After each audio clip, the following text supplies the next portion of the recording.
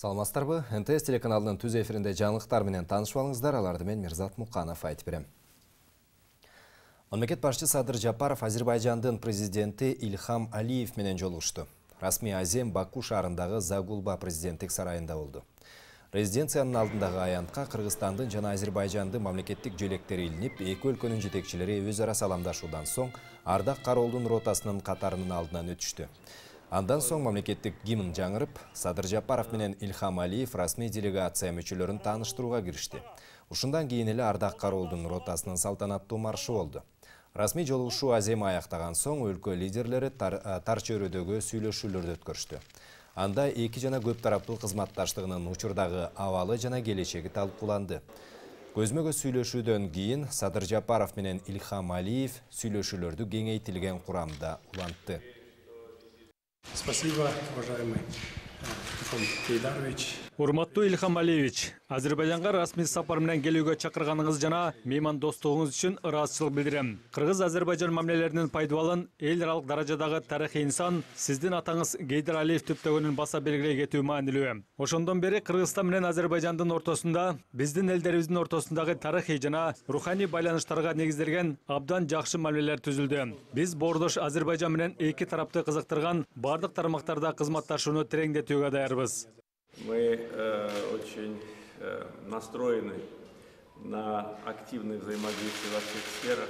Азербайжан бардык багыттары боюнча жегердүү кызматташууга умтулат. Сиздин бул жакка жасаган сапарыңыз эки мамлекеттин ортосундагы мамилелерди мындан арыда бекемдөөгө кызмат кыларына ишенем. Бүгүн экономикалык кызматташуу, соода жүгүртүүнү жогорулатуу жана аймактык коопсуздук маселелери боюнча көптөгөн документтерге, анын ичинде стратегиялык өнөктөштүк жөнүндө декларацияга кол коюлуп, ал Кыргыз-Азербайжан мамилелерин жаңы деңгээлге көтөрөт деп ойлойм. Кыргызстан жана Казакстан чегара аркылуу жүктү эркин өткөрүү боюнча макулдашты. Бул министрлер кабинетинин төрагасынын биринчи орун басары Арзыбек Кожошев менен Казакстандын вице-премьер-министри Бахыт Султановдун видео байланыш аркылуу сүйлөшүүсүнүн натыйжасында жетишилди. Коңшу өлкө товарды ИАЭП мамлекеттерине өткөрүүдө айдоочуларга электрондук эсеп фактура болсо, аларды текшерүү иштерин жүргүзбөөгө макул болду. Дал ушундай тапшырма мамлекеттик киришелер комитетине берилди. Эгерде Кыргызстан аркылуу келген жүк декларацияланбаган болсо, анда ал артка кайтарылат. Мыйзамсыз ташылып келе жаткан товарды жүктөрдү транспорттан түшүрүп эмес, инспекциялык комплексти колдонуу менен аныктоо чечими кабыл алынды. Эки тарап бир жуманын ичинде Кыргызстандын операторунун навигациялык пломбаларын Казакстанда да колдонуу маселесин иштеп чыгууну макулдашты. Ошондой эле Кытайдан эки мамлекетке кандай позициядагы товарлар келип жатканы талдана турган болду. Мындан тышкары тараптар жакынкы күндөрү Кыргызстан менен Казакстандын чегарасында пайда болгон унаа тыгындарын жоюу максатында чегара кызматтарынын ишин күчөтүүнү сүйлөшүштү. Бул чараларды ишке ашыруу боюнча протоколго министрлер кабинетинин төрагасынын биринчи орун басары Арзыбек Кожошев менен Казакстандын вице-премьер-министри Бахыт Султанов кол коюшту.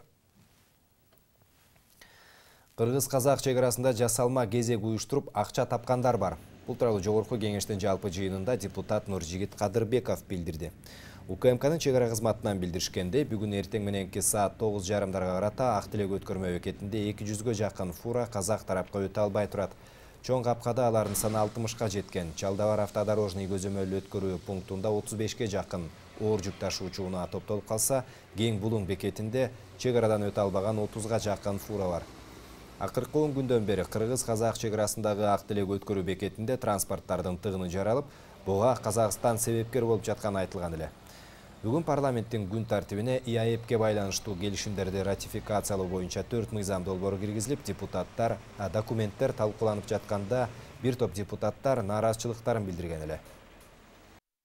Кудайга шүгүр, жакында Казакстан чегарасын ачты. Жөнөкөй жүргүнчүлөр үчүн мурда жүк ташуучу машиналарга өчү эмес беле.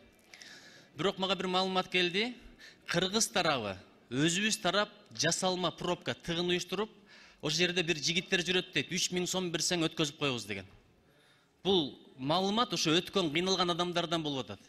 Ушуну текшерип койсун, чегара кызматы, бажы кызматы, түбүндө ким бар? Эгерде ушул иш чындап эле ушундай боло турган болсо, муну уюштургандарды каракчылык бернеси менен эле жазалаш керек, чын айтайын. Кыргызстандан товарлар чыкпай жатат Казакстанга. Казакстан билбейм кайсы шылтоо менен, бирок бизге бир топ тоскоолдуктарды кылып атышат. Айдоочулар бизге айтып атышат, ошол груздарды чыгарбай чыгарса дагы өтө жай карап ошолорду груздарды. Россияда болобу, Казакстанда болобу, бирок ошол маселени көтөрүш керек. Биз ошо ЯЭС алкагында иштейбизби же каалаганча иштей беребизби? Анда зачем бул макулдашууларды биз бекитип атабыз да? Ошол маселе турат да. Сураныш комитеттен кийинкиде ошол маселени биринчиден карап, анын ушул соглашенияларды чыгарсак. Мына 300төн ашык фуралар турат. ЯЭС иштеп атабы же жокпу?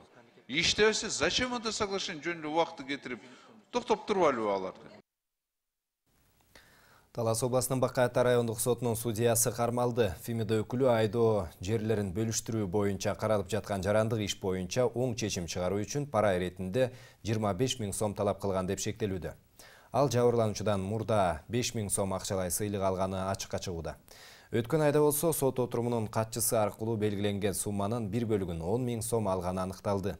Бул факты опузалап пара алуу беренеси боюнча катталып, Бакай Ата райондук сотунун судьясы акчалай сыйлыктын калган суммасын алуу учурунда колго түшүрүлгөн. Азыркы учурда козголгон кылмыш иштин алкагында тиешелүү ыкчам тергөө иш чаралары жүргүзүлүүдө. Бейбаштыкка шектелип кармалган Каракол шаардык кеңештин депутаты камактан чыгарылды. Анын баш коргоо чарасы 17 апрелде шаардык сот тарабынан өзгөртүлүп, 2 айга үй камагына алуу чечими кабыл алынган. Ысык Көл областык милициясы тараткан маалыматка таянсак, 5 күн мурда 15 апрелде 19 жаштагы жергиликтүү тургун милицияга арыз жазып кайрылып, 2 адам сабап салганын билдирген. Айтымында 7 апрелде түнкү саат 3-4 чамасында Каракол шаарындагы түнкү клубтардын биринде 2 жигит аны сабап салышкан. Бирөө тапанча менен коркутуп, бут жагына атса, экинчиси муунтуп сабаган. Бул факты бейбаштык беренеси боюнча катталып, кылмыш иши козголгон. Тергөө иштеринин жүрүшүндө укук коргоо органдарынын кызматкерлери тарабынан кылмышка шектүүлөрдүн бир катары 27 жаштагы Каракол шаарынын тургуну кармалган. Ал Каракол шаардык кеңештин депутаты экендиги аныкталган. Анын унаасын тинтүү учурунда белгисиз үлгүдөгү тапанча жана депутаттык күбөлүгү табылган.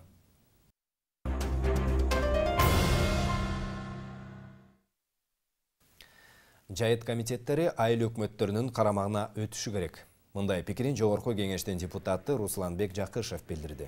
Эл өкүлү жайыт комитеттери начар иштегендиктен дыйкандар малын алыскы жайыттарга жөнөтө албай жатканын айтууда. Айрым аймактарда селдин кесепетинен жайлоого барчу көпүрөлөр, жолдор кейиштүү абалга кептелген.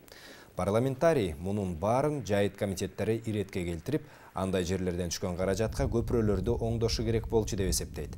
Жыл сайын мал жайлоого көчүп, бул иштер кызып турганда, буга байланыштуу бир топ көйгөйлөр оркоюп чыгып, 13 жыл мурда түзүлгөн жайыт комитеттери жакшы иштей албай жатат деген сын пикирлер арбыйт.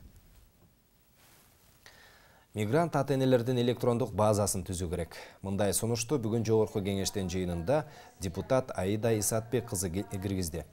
Эл өкүлү үй бүлөлүк зомбулукка кабылган балдардын көпчүлүгүнүн ата-энеси сыртта жүргөнүн белгилеп, балдар жөнүндө кодекстеги камкорчу дайындоо тууралуу норма иштебей жатканын айтты.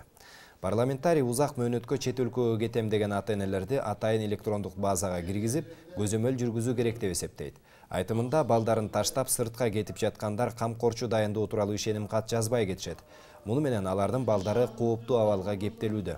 Эгер ата-эне 1 айдан ашуун убакыт бою жок болсо, демек анын баласы камкорчусуз калды деп эсептелиши керек дейт ал. Бул акыркы сааттарга алынган маалыматтар. Саламатта туруңуздар.